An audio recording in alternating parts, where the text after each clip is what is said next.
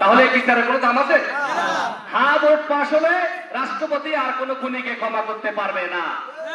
হ্যাঁ ভোট পাশ হলে একই ব্যক্তি দুইবারের বেশি প্রধানমন্ত্রী হইতে পারবে না। সেটা আমরা জামাত ইসলামী নির্বাচিত হলেও আমরা এইগুলো মানব। আর জামাত ইসলামীকে যদি আপনারা দাঁড়িপাল্লায় ভোট দিয়ে নির্বাচিত করেন, যে কাজটা হবে সেটা হলো মাওলানা সাইফুল্লাহ সাহেবের ছেলেও যদি অন্যায় করে, একটা ছাত্রী স্কুলে যাওয়ার সময় ইফটিজিং করে, তাকেও বিচারের আওতায় আনা হবে।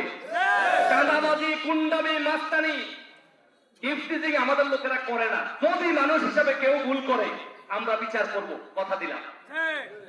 তা আপনারা আগের দিনের 54 বছরের মতো চান নাকি নতুন একটা বাংলাদেশ চান?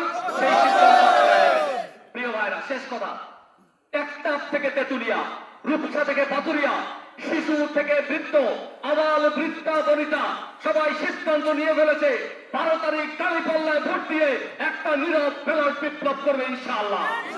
আপনারা সেই বিপ্লবে অংশীদার হয়ে এই এলাকায় মাওলানা সাইফুল্লাহ ভাইকে দাঁড়িপাল্লায় ভোট দিয়ে জননেতা, মানবিক নেতা ডাক্তার শফিকুর রহমানকে এদেশের আগামী প্রধানমন্ত্রী করার জন্য, একটা সৎ মানুষের সরকার গঠন করার জন্য আপনারা সহযোগিতা করবেন, এই আশাবাদ ব্যক্ত করে আমার বক্তব্য শেষ করছি। আমা আলাইনা ইল্লাল বালাগ। আসসালামু আলাইকুম ওয়া রাহমাতুল্লাহ।